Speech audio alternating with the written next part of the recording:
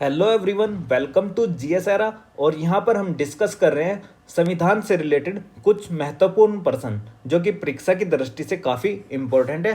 तो चलिए स्टार्ट करते हैं। क्वेश्चन नंबर फर्स्ट, निम्नलिखित कथनों पर विचार कीजिए। डॉक्टर भीमराव अंबेडकर ने प्रस्तावना को संविधान की आत्मा कहा है। देखो ये स्टेटमेंट गलत है। क्यों गलत है? क्योंकि प्रस्तावना को संविधान की आत्मा डॉक्टर भीमराव अंबेडकर ने नहीं कहा। यह बात कही थी जो हमारे देश के प्रथम प्रधानमंत्री थे, पंडित जवाहरलाल नेहरू। पंडित जवाहरलाल नेहरू ने कहा था कि जो संविधान की आत्मा है वह प्रस्तावना है, जिसको प्रस्तावना को क्या बोला जाता है? संविधान का परिचय भी बोला जाता है। Introduction of constitution is called preamble. और जो हमारे पंडित जवाहरलाल नेहरू जी थे, उन्होंने क्या कहा था कि जो संविधान की आत्मा है वह प्रस्तावना है। अब बात करते हैं कि जो डॉक्टर भीमराव अंबेडकर है। देखो डॉक्टर भीमराव अंबेडकर ने भी संविधान की आत्मा कहा था। किसको? आर्टिकल 32 को। तो कंफ्यूज मत होना, जो आर्टिकल 32 है वह डॉक्टर भीमराव अंबेडकर के अकॉर्डिंग संविधान की आत्मा है। इसमें लिखा गया है कि जो संवैधानिक उपचारों का अधिकार, इसमें आर्टिकल 32 में, और यह किसके द्वारा है? डॉक्टर भीमराव अंबेडकर के द्वारा, और प्रस्तावना पंडित जवाहरलाल नेहरू के द्वारा। फिर है नेक्स्ट, एसआर बॉम्बई बनाम यूनियन ऑफ इंडिया में उच्चतम न्यायालय ने प्रस्तावना को संविधान का अभिन्न अंग माना है। ये बात बिल्कुल करेक्ट है। तो इस तरीके से इसका आंसर हुआ बी ऑप्शन, केवल 2। देखो जो एसआर बॉम्बई केस था, एसआर बॉम्बई केस बहुत इंपॉर्टेंट केस है। ये 1994 में आया था, और इसमें आर्टिकल 356 जो कि राष्ट्रपति शासन के बारे में बात करता है, उसके दुरुपयोग से रिलेटेड बातें कही गई थी। और साथ ही साथ जो हमारी प्रस्तावना है, प्रस्तावना को जो एक तरीके से जो सबसे ज़्यादा मजबूती मिली कि ये संविधान का भाग है, वो एसआर बॉम्बई के केस में ही मिलती 1994 में। एक केस आपने पढ़ा होगा 1973 में, जो कि Keshavananda Bharati versus state of Kerala का केस था। उसमें जो संविधान की प्रस्तावना थी उसको भी संविधान का अंग माना गया था, लेकिन वो सबसे ज़्यादा प्रूव कहाँ पर हुई बात? 1994 में एसआर बॉम्बई बनाम यूनियन ऑफ इंडिया के केस में। उसमें यह भी बात कही कि जो पंथ निरपेक्ष है, सेक्युलर वर्ड है, ये क्या है? मूल ढांचे का सिद्धांत है। यानी कि क्या है? वो संविधान के मूल ढांचे का वर्ड है, पंथ निरपेक्ष। तो इस तरीके से इसका आंसर हुआ केवल 2। नेक्स्ट क्वेश्चन, भारतीय संविधान के प्रस्तावना पर विचार कीजिए। 4 प्रकार के न्याय की चर्चा करती है। देखो जो हमारी प्रस्तावना है 4 प्रकार के न्याय की व्यवस्था नहीं करती, ये इसलिए गलत हो जाता है। हमारे यहाँ पर जो संविधान की प्रस्तावना जब आप पढ़ते हो तो उसमें सामाजिक, आर्थिक व राजनीतिक न्याय की व्यवस्था की गई है। फिर है नेक्स्ट, 4 प्रकार की स्वतंत्रता की चर्चा की गई है। देखो जो स्वतंत्रता की चर्चा की गई है वो 5 प्रकार की गई है। ये भी क्या है? गलत है। मैं आपको दिखा देता हूँ, 1 मिनट। देखो जो जैसे कि ये हमारी क्या है? प्रेम्बल है। इसमें आप देखोगे कि जो हमारी 4 प्रकार के न्याय की चर्चा है वो कौन कौन सी है। देखो एक तो है सामाजिक, आर्थिक और राजनीतिक, यानी कि इसमें 4 कहा है तो ये क्या है? गलत है। यहाँ पर केवल और केवल 3 प्रकार की स्वतंत्रता की बात की गई है, न्याय की बात की गई है 3 प्रकार की। अब आप देखोगे कि 4 प्रकार की स्वतंत्रता की चर्चा की गई है, ये भी आप गलत पाओगे। क्यों गलत पाओगे? देखो विचार, अभिव्यक्ति, विश्वास, धर्म और उपासना, यानी कि 5 प्रकार की केवल और केवल स्वतंत्रता की बात की गई है हमारी प्रियम्बल में।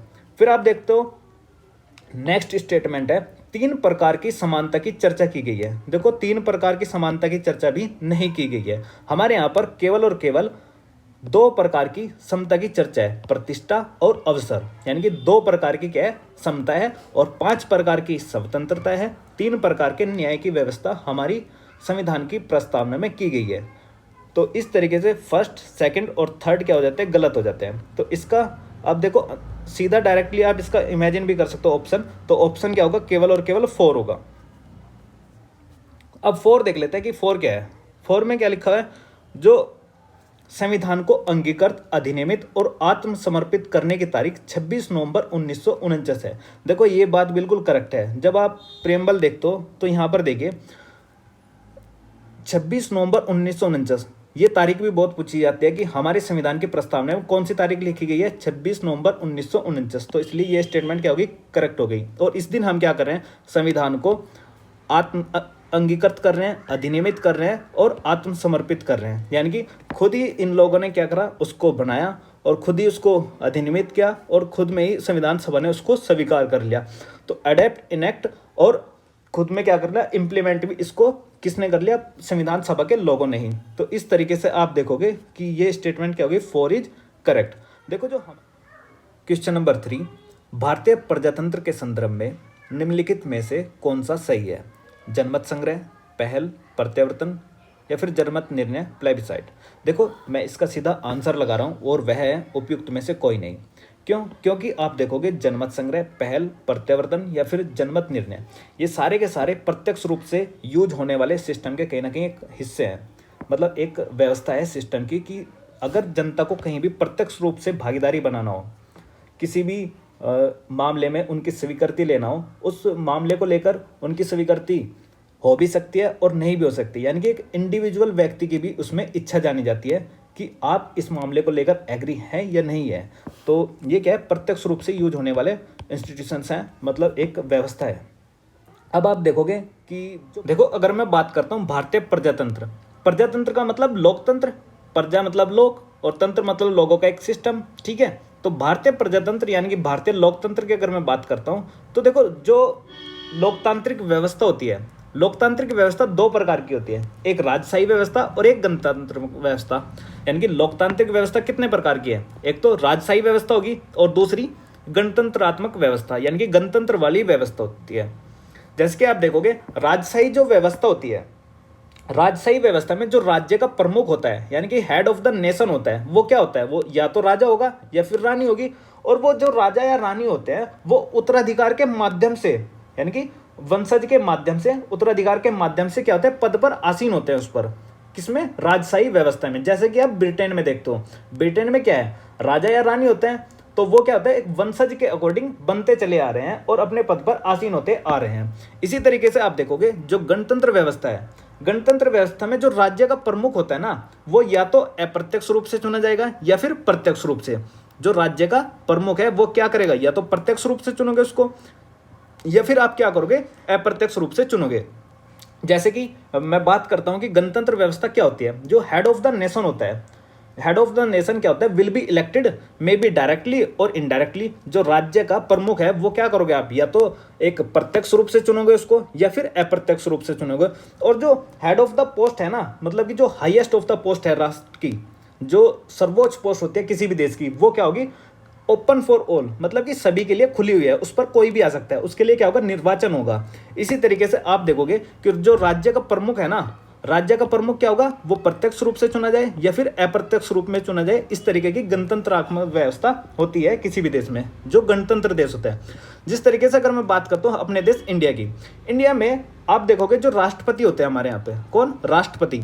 राष्ट्रपति का इलेक्शन आप देखोगे 5 साल के लिए, मतलब राष्ट्रपति को 5 साल के लिए क्या चुना जाता है, किस तरीके से, अप्रत्यक्ष रूप से। आप बोलोगे अप्रत्यक्ष रूप से क्यों? देखो जो हमारे, आपने कभी क्या राष्ट्रपति के इलेक्शन में भाग लिया है, पार्टिसिपेट किया है? आप कहोगे नहीं किया। तो जब आप लोगों ने उसमें पार्टिसिपेट नहीं किया तो वो क्या होगा, एक अप्रत्यक्ष होगा। अगर आपसे यानी कि इंडिविजुअल व्यक्ति से भी राष्ट्रपति के इलेक्शन में वोट कराया जाता तो वो कौन सा तरीका होता, प्रत्यक्ष होता। यहाँ पर क्या है, इसलिए हम इसको क्या बोलते हैं, अप्रत्यक्ष लोकतंत्र बोलते हैं भारतीय लोकतंत्र को। या फिर मैं इसको एक दूसरा वर्ड भी दूं, जैसे कि आप देखोगे ये जनता है, ठीक है, ये जनता मतलब इंडिया की क्या है, जनता है। इन जनता ने क्या करा, कुछ अपने प्रतिनिधित्व को चुना। जिस तरीके से आप देखोगे संसद में आप कुछ सांसद चुन के भेजते हो अपने क्षेत्र से, इसी तरीके से राज्य की विधानमंडल में भी, विधानसभा और विधान परिषद में आप कुछ भेजते हो। तो जो आपने कुछ प्रतिनिधित्व को चुनकर कहाँ भेजा भाई, संसद में भेजा या फिर विधानमंडल में भेजा। और उन पार्टिसिपेट वाले बंदों ने, मतलब कि जो हमारे द्वारा क्या है, प्रतिनिधित्व जो चुने गए हैं हमारे, उन प्रतिनिधित्व ने जाके क्या किया, राष्ट्रपति के इलेक्शन में वोट किया। इसलिए हम भारतीय प्रजातंत्र को प्रतिनिधित्व लोकतंत्र भी कहते हैं, यानी कि जिसमें जनता पार्टिसिपेट ना करे लेकिन जनता के द्वारा चुने गए जो प्रतिनिधित्व हैं वो सीधे क्या करें, पार्टिसिपेट करें। तो ये था इस क्वेश्चन का एक्सप्लेनेशन। मुझे लगता है कि आप लोगों की समझ में आया होगा और इसका ऑप्शन होता है डी। और जबकि आप देखोगे इन जो जनमत है, पहल है, प्रत्यावर्तन है, जनमत निर्णय है, इन सभी में इंडिविजुअल व्यक्ति की भी राय ली जाती है कि आप इस मुद्दे को लेकर आप एग्री हैं या फिर डिसएग्री हैं। तो इसमें क्या हुआ, भारतीय प्रजातंत्र में ऐसा कुछ भी नहीं है। आप प्रधानमंत्री के इलेक्शन में पार्टिसिपेट कर सकते हो लेकिन राष्ट्रपति के इलेक्शन में आप पार्टिसिपेट नहीं करते। जैसे कि जब प्रधानमंत्री का इलेक्शन होता है वो लोकसभा के इलेक्शन में होता है। तो लोकसभा का इलेक्शन क्या होता है, लोकसभा के इलेक्शन में आप वोट डालते हो। आपने मोदी को वोट किया है, नहीं किया है भाई, आपने अपने क्षेत्र के प्रतिनिधित्व को चुना है, तभी तो जाकर प्रधानमंत्री को चुना गया, आज के टाइम में बने हैं।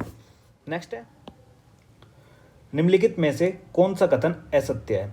एसके धर आयोग ने भाषाई आधार पर राज्यों के पुनर्गठन की स्वीकृति दी थी। देखो ये बात बिल्कुल गलत है। क्यों गलत है? और इसने असत्य ही पूछा है, यही इसका क्या हुआ, करेक्ट आंसर भी हुआ। ठीक है, अभी डिस्कस करते हैं। एसके धर आयोग सबसे पहले देखो कब बना था? 1948 में बनाया गया था। एसके धर आयोग ने भाषाई आधार पर राज्यों के पुनर्गठन को मना कर दिया था और इन्होंने क्या कहा था कि भारत में राज्य का जो बंटवारा होना चाहिए वो प्रशासनिक आधार पर होना चाहिए, प्रशासनिक व्यवस्था के आधार पर होना चाहिए। नेक्स्ट है जवाहरलाल नेहरू, वल्लभ भाई पटेल, पट्टाभी सीतारामैया की समिति ने भारत में भाषाई आधार पर राज्यों के पुनर्गठन को अस्वीकार कर दिया था। बिल्कुल करेक्ट बात है ये। देखो दिसंबर 1948 में जयपुर में एक इंडियन नेशनल कांग्रेस का एक अधिवेशन होता है। जयपुर में एक अधिवेशन होता है और इस अधिवेशन में मतलब कि बहुत सारे डिसीजंस लिए जाते हैं और चर्चा होती है कि राज्यों का बंटवारा किस आधार पर होना चाहिए। इस समय पर 1948 में एक कमीशन का गठन भी होता है, डार कमीशन। डार कमीशन से ये पूछा जाता है कि क्या डार कमीशन से ये पूछा जाता है कि भारत में राज्यों का बंटवारा भाषा के आधार पर क्यों नहीं होना चाहिए। तो ये डार कमीशन अपनी स्वीकृति देता है कि देखो क्यों नहीं होना चाहिए। वह बताता है कि अगर आप राष्ट्र की एकता को ध्यान में रखते हो तो भारत को भाषा के आधार पर ना विभाजित करके आप क्या करिए, प्रशासनिक व्यवस्था या फिर किसी और व्यवस्था पर ध्यान दीजिए, क्योंकि भारत में बहुत सारी भाषाएं बोली जाती है। अगर आप इस तरीके से भाषा के आधार पर राज्यों का बंटवारा करने लगे तो इस तरीके से तो भारत के अंदर बहुत सारे राज्य बन जाएंगे। तो इस डार कमीशन या फिर एसके धर आयोग के लिए एक कमेटी बनती है, जेवीपी कमेटी। जेवीपी कमेटी में जवाहरलाल नेहरू, वल्लभ भाई पटेल व पट्टाभी सीतारामैया होता है। ये इसकी जांच करते हैं कि क्या ये बातें सही हैं। तो जेवीपी कमेटी भी पाती है कि हाँ, भारत के अंतर्गत क्या होना चाहिए, भाषा के आधार पर ना होकर क्या होना चाहिए, प्रशासनिक व्यवस्था के आधार पर राज्यों का बंटवारा होना चाहिए। यानी कि उन्होंने भाषा के आधार पर भी उसको अस्वीकार किया था। किसने? जेवीपी कमेटी ने भी। नेक्स्ट है ऑप्शन सी, फजल अली आयोग ने भारत में राज्य के पुनर्गठन के भाषाई आधार को स्वीकार कर लिया था। देखो जो फजल अली थे, फजल अली की अध्यक्षता में एक राज्य का पुनर्गठन आयोग गठित किया गया था। देखो एक गठित किया गया था पहला एसके धर के अध्यक्षता में, ये वाला पहला था 1948 में जो बना था। और जो फजल अली की अध्यक्षता में बना था वो बना था 1953 में। कौन सा? द्वितीय राज्य के पुनर्गठन की कमेटी बनी थी ये। इसमें फजल अली के साथ साथ एक व्यक्ति थे एच.एन. कुंजरू व दूसरे थे के.एम. पन्नीकर। के.एम. पन्नीकर व एच.एन. कुंजरू जस्टिस फजल अली की अध्यक्षता में ही काम कर रहे थे और इन्होंने 1953 में यह बना था और 1955 में 1955 में अपनी रिपोर्ट दी थी कि जो राज्य का बंटवारा होना चाहिए वो भारत में क्या होना चाहिए, भाषा के आधार पर होना चाहिए। किसने? फजल अली ने अध्यक्षता दी थी और फजल अली ने विचार दिया था किसको? भारत सरकार को। और इन्होंने कहा था कि भारत के अंतर्गत इस तरीके से 16 स्टेट व 3 यूनियन टेरिटरी बननी चाहिए जो भाषा के आधार पर बननी चाहिए। फिर भारत सरकार ने बहुत कम परिवर्तन किए इसमें, यानी कि जो 16 स्टेट और 3 यूनियन टेरिटरी की बात की थी फजल अली आयोग ने, भारत सरकार ने इसमें बहुत कम परिवर्तन के साथ साथ इन सिफारिशों को स्वीकार कर लिया और उन्होंने 14 स्टेट व 6 केंद्र शासित प्रदेशों का गठन किया भाषा के आधार पर। तो इस तरीके से ये भी बात करेक्ट है और ये भी करेक्ट है, ये भी करेक्ट है। ऑप्शन ए इनकरेक्ट है क्योंकि जो एसके धर आयोग था उसने भाषा के आधार पर न करके प्रशासनिक आधार पर इनका विचार दिया था। क्वेश्चन नंबर 5, निम्नलिखित कथनों पर विचार कीजिए। भारतीय संविधान में फेडरेशन शब्द का प्रयोग नहीं किया गया है। ये स्टेटमेंट बिल्कुल करेक्ट है। नेक्स्ट है भारत अर्थात इंडिया राज्य शब्द का प्रयोग भारत के संविधान के पहले अनुच्छेद में किया गया है। ये बात भी बिल्कुल करेक्ट है। देखो जब आप भारत के संविधान का पहला अनुच्छेद देखते हो तो उसमें लिखा गया है, ये कहाँ लिखा गया है? देखो भारत अर्थात इंडिया, यहाँ पे भारत अर्थात इंडिया की बात कर रहा है कि पहले अनुच्छेद में ये बात लिखी है या नहीं लिखी है। देखो ये बात बिल्कुल करेक्ट है, भारत के संविधान के पहले अनुच्छेद में लिखी गई है। उसके आगे अगर हम देखते हैं एक इंपॉर्टेंट बात बहुत, कि भारत अर्थात इंडिया राज्यों का संघ होगा। जो राज्यों का संघ का मतलब है यहाँ पर वो यूनियन ऑफ स्टेट्स से है, यूनियन ऑफ स्टेट्स से है। मतलब संघ के देखो दो मतलब होते हैं, एक होता है फेडरेशन और एक होता है यूनियन। तो जो हमारे भारत के संविधान में है वो यूनियन का संघ का मतलब यूनियन है, ना कि फेडरेशन। तो जब भी आप कभी हिंदी में इसको लगाते हो तो सबसे पहले चेक कर लेना कि जो संघ शब्द का आंसर आप लगा रहे हो वो यूनियन वाला होना चाहिए, ना कि फेडरेशन वाला। तो ये था इस वीडियो का एंड। अगर आपको ये वीडियो अच्छी लगती है तो लाइक कीजिए, अपने दोस्तों को शेयर कीजिए और चैनल को सब्सक्राइब कीजिए। Thank you.